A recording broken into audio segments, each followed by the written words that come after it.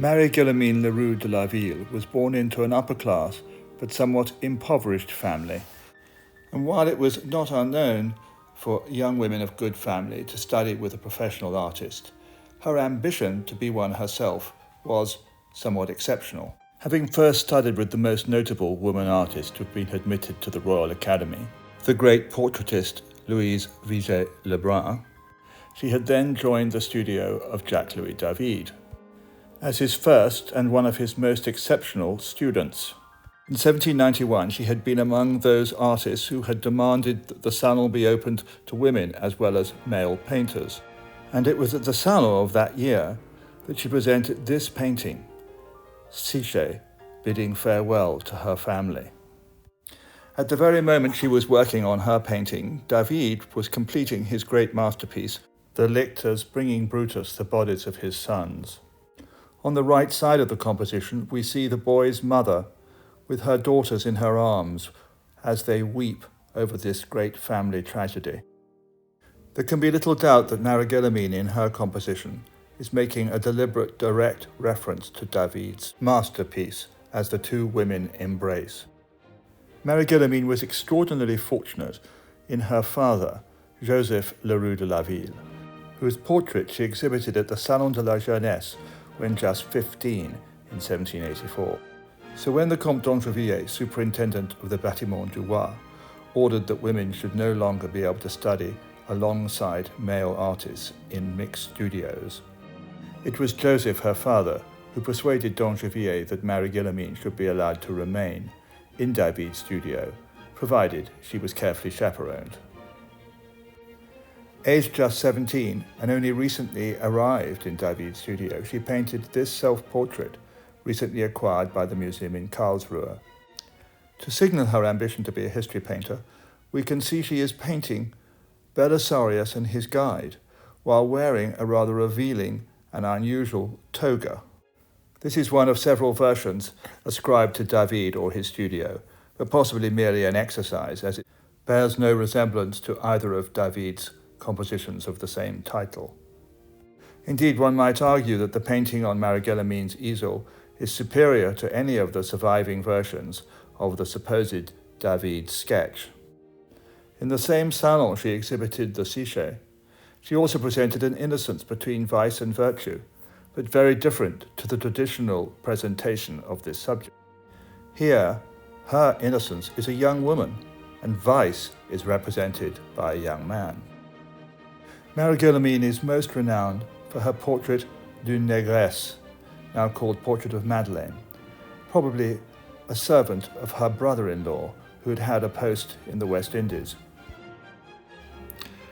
Rather than be posed as a servant, she is, however, seated in a gilded fauteuil, as if the patron, and closely follows in reverse Raphael's famous composition of La Fornarina, which the artist may have known from a print.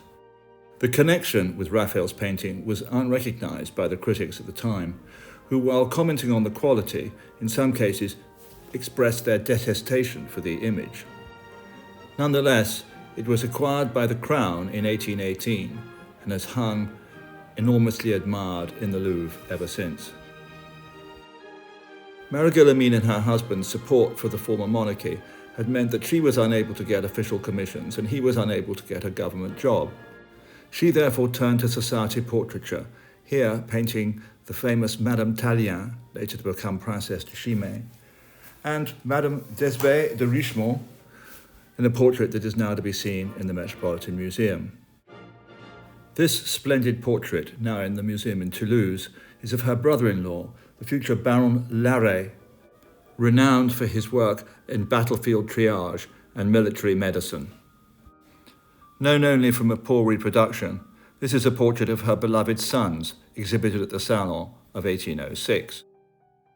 It was this elegant portrait, however, of the young General Bonaparte as first consul that was to gain her numerous public commissions from the imperial family, including here of Pauline, the beautiful wife of Prince Borghese, whose portrait by her friend François Gérard has recently been acquired by the Frick collection in New York. She also painted Élise Bonaparte, Pauline's sister, who had married Felix Bacchiocchi and was titular Grand Duchess of Tuscany, which had given her control of the profitable marble quarries at Carrara.